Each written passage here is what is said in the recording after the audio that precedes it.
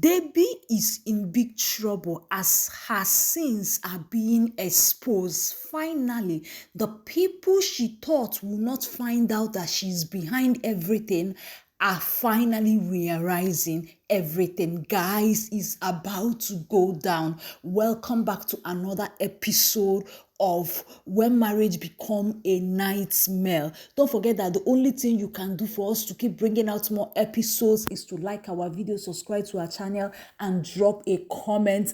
It is getting more interesting, and all the evil people are being exposed one after the other. I cannot wait to take you through everything that happened. Stay tuned. Let me take, I'm so happy, and you will be so happy. So guys, today's episode started with Jonathan and the sister-in-law, Auntie Teresa. Jonathan came down, touched Auntie Teresa, and realized that Auntie Teresa is unconscious. And Jonathan was just asking himself, Jonathan, what have you done? Jonathan, what have you done? Oh my God, what am I going to do? And Jonathan quickly went inside, got some water and sprinkled on Auntie Teresa, hoping that when the water touched her, she will come up. But Auntie Teresa did not respond, and Jonathan stood there so scared, thinking of what to do. Seriously, I was expecting that Jonathan, knowing who Jonathan is, that Jonathan will call up Emeka. And Jonathan, you are so lucky, because if you had called Emeka, you would have landed yourself in bigger trouble than the troubles you are already. But at this time, Jonathan borrowed himself some senses, even though he did not finish the sense. He dropped the sense on the road. And Jonathan rushed the sister-in-law to the hospital. On getting to the hospital, Auntie Teresa was on the bed while Jonathan and the doctor was, discussing. And Jonathan asked the doctor, how is she doing? Is she okay? And the doctor said, yes, she's okay. You are lucky that she did not sustain any injury. But at this point, we need money to continue treatment. And Jonathan asked how much. The doctor said, we need 100,000 naira. And Jonathan was like, I don't know where to get it. I don't have the money. The doctor said, Oga, it's not my business. If you want us to continue treatment on her, go out there and raise the money. I have other patients to take care of. This is actually your issue, not mine. And Jonathan was like, what am I going to do? I cannot kill myself, fool. I've done the ones I'm supposed to do. Oga, you hurt somebody, you made somebody to be in the hospital, and you are saying you have done the things you are supposed to do. Do you know what Jonathan now did? Jonathan now told himself that what I'm going to do now is for me to call the sister, let her come and take care of the sister. Imagine, is the sister the one that pushed Teresa? Can you see Jonathan's sense? Jonathan now, he did not even call Clara. While Clara was on the dining in a very happy place in her house, eating jollof rice and chicken, minding her business, not going through stress of Jonathan, she got a message. And when she looked at her phone, it was Jonathan. And Clara was like, why would Jonathan be sending me a message by this time of the night? And Clara checked the message. It was, come, your sister is in the hospital. And Clara immediately rushed, what? Looked for her bag and started going to the hospital. While Jonathan was at home drinking with his friends, and his friend Kennedy was telling him, Jonathan, don't you think that what you did was wrong? Somebody is in the hospital and you are the person that caused this person to be in the hospital, and you are here. And Jonathan was like, what do you expect me to do? I have done what I'm supposed to do. I took her to the hospital and I've called the sister. What do you expect me to do again? And Emeka was like telling Kennedy, why do you like drinking Panadol on somebody's headache? Why are you always trying to carry all the problem of people? Allow this guy. He has done what he's supposed to do. And as usual, Kennedy told Jonathan that the problem you have is this empty head that you have decided to be listening to, that if you are not careful, he will end up destroying your life. Guys, they continue arguing, sitting there arguing. Kennedy was trying to convince Jonathan to go to the hospital and check this lady, that if anything happened to her, the hospital will tell the police and the police will come and carry you. You better go and check. But Jonathan was like, I have done what I'm supposed to do. It's none of my business. Let her sister take care of her. While they were still there talking, Clara was in the hospital. Auntie Teresa has woken up, and guess who was there? Monitoring spirit that is already exposed. Debbie was also there. And Debbie started raising the topic, but why would Jonathan do this silly thing? How can Jonathan do this silly thing? This Jonathan. And Clara said to Debbie, Jonathan is not my problem. In fact, let us stop talking about Jonathan and talk about any other thing. I'm not interested in Jonathan. And Debbie was shocked because Debbie was expecting that why Clara left Jonathan, Clara will be in pain. Whenever she sees Clara will be down. Clara will be complaining. But surprising to her, Clara is bawling. Clara is living her life. In fact, Clara doesn't even want Jonathan to be discussed around her. And Debbie was like, how can you say we should not talk about your husband? Your husband. Yes, I know that both of you are separated, but you are not divorced. I know that you still miss her. I know you still love her. And Clara was like, Debbie, are you okay? How can you be talking from two sides of your mouth? Today you are talking about Jonathan being bad. Tomorrow you are talking about me missing Jonathan. Can't you stay in one place? What is actually wrong with you? And Debbie was like, what are you trying to say? What are you trying to say? I'm trying to talk about your husband. Clara was telling her, I do not want to hear anything about Jonathan. Can't you chill? While they were still talking, Benny walked in and greeted the mother, hugged the auntie, asking the auntie, how are you doing? And Auntie Teresa said, I'm doing fine. And Benny asked the mom, has my dad come here? The mom said yes. And Benny got angry and said, why will my dad be doing this? You kept Auntie Teresa in the hospital. You did not even bother to come back and check. In fact, Benny turned to start going to the house, and the mother asked her, where are you going? She said, I'm going to talk to my dad. I'm going. And the mother said, no, don't worry. I'm going to handle him. And Benny said, Mommy, no, I need to go and talk some senses into his sense. He needs to face me. I need to talk to him. As Benny and the mother was still talking, Debbie now put her mouth and told Benny that, Madam, why are you so stubborn? Can't you listen to your mother? And Benny turned to Debbie and was like, Auntie, mind your business. Mind your business. This is family matter. You do not have to put your mouth. Don't get involved. And the mother was like, Benny, what is it? And Benny continued dishing out warning to Debbie, telling Debbie that, you know that you and I have unfinished business. We have unfinished business. When I'm ready, I'm going to come back to you. And the mother was like, which unfinished business? Benny told Debbie that you and I was the only person in that house that day that message was sent to Uncle Hanks. So you know what I'm talking about. When I'm ready, I will come for you to tell me who sent that message to Uncle Hanks. And Benny left. When Benny left, Clara turned to Benny, asking Debbie, what is she trying to say? What is my daughter talking about? And Debbie was like, I don't know. I'm as surprised as you are. And Clara now asked Debbie, if I find out that you are the person that sent that message to Hanks, you know I love you, you are my friend. But if I find out that you are the one behind that message, I'm not going to spare you.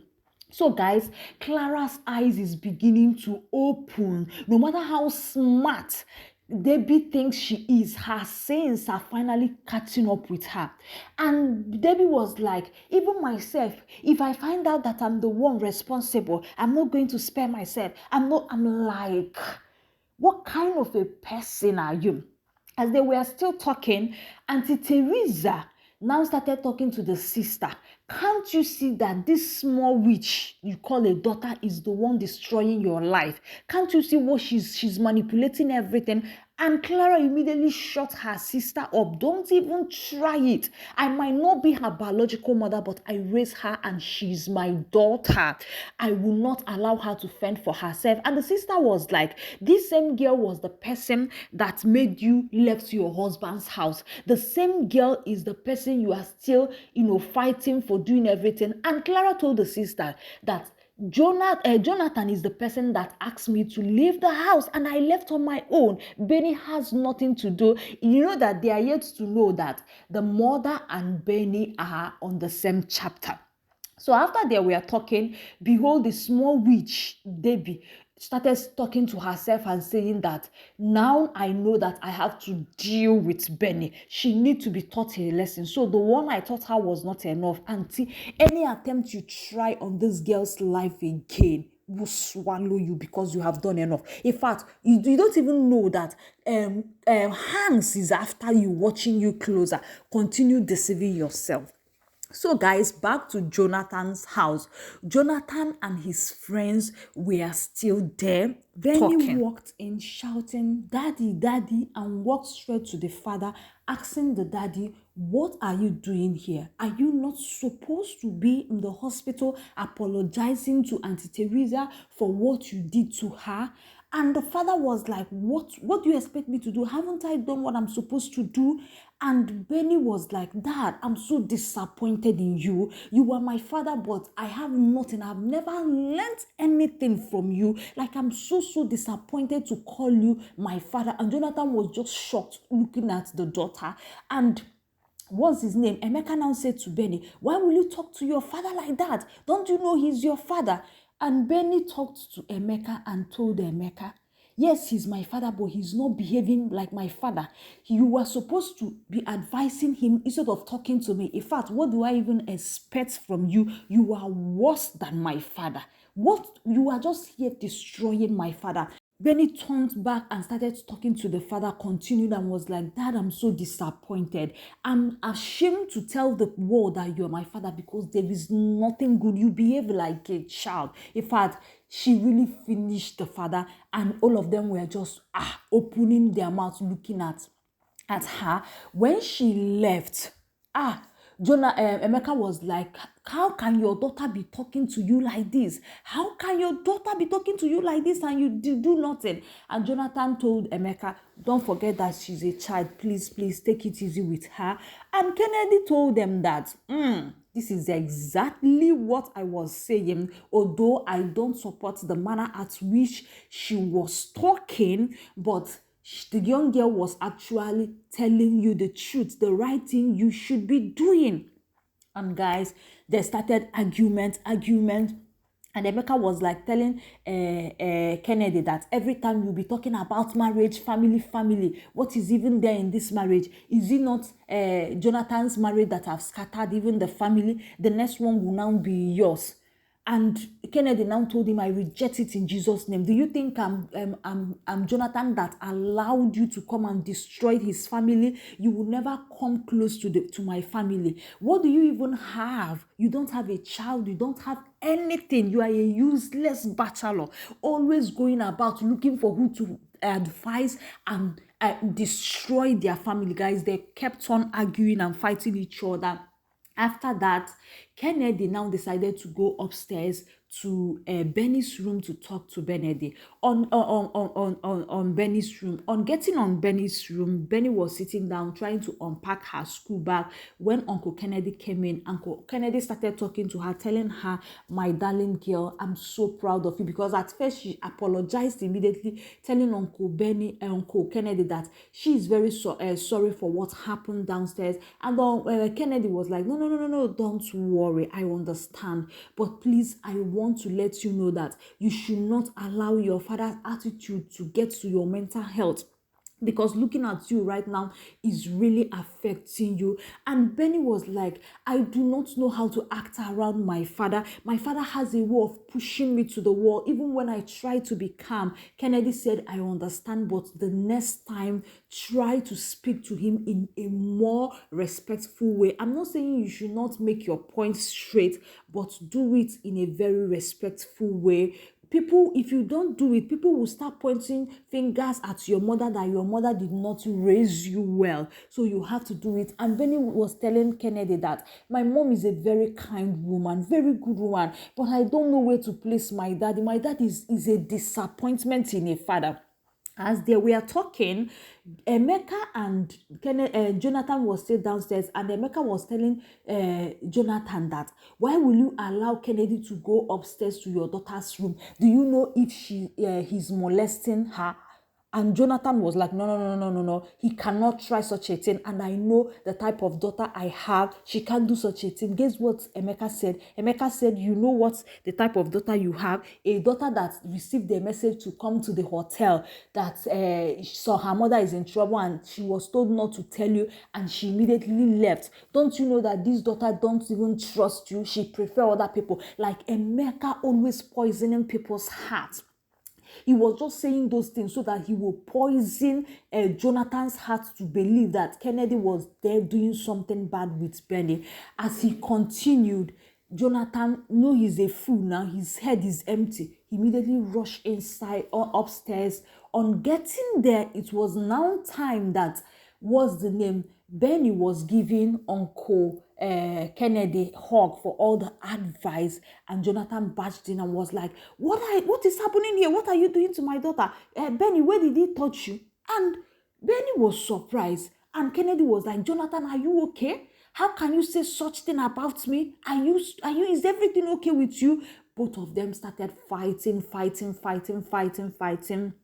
And Kennedy managed to come downstairs, and Emeka quickly started attacking him. What you did was bad. Why will you go upstairs to that girl's room? And Kennedy finished him with punches. As both of them were fighting, Jonathan rushed downstairs to start holding Kennedy so that Emeka can actually fight Kennedy.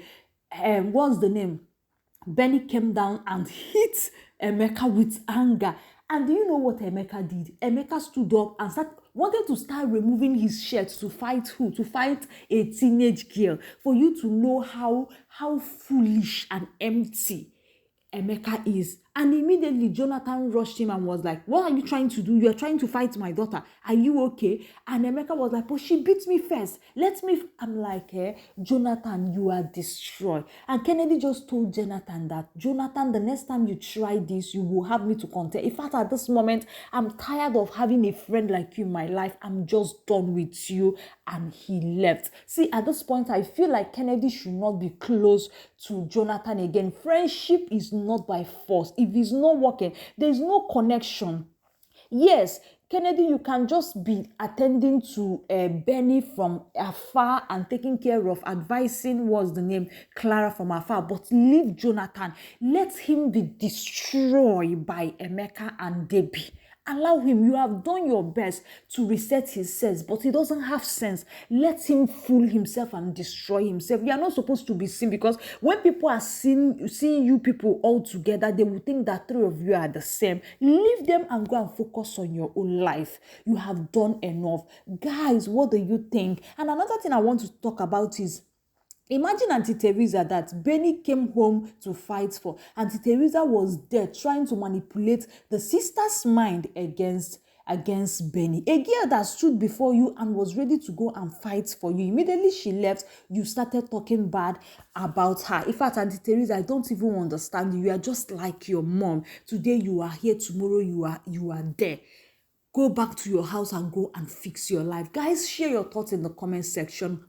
What you think about all this thing. I'm just happy for Clara. She's living her best life. Debbie getting ready to be exposed and facing all the things that she have done. Guys, like this video, subscribe. Let's have conversation in the comment section about everything that happened, and I will see you in the next one. For now, bye.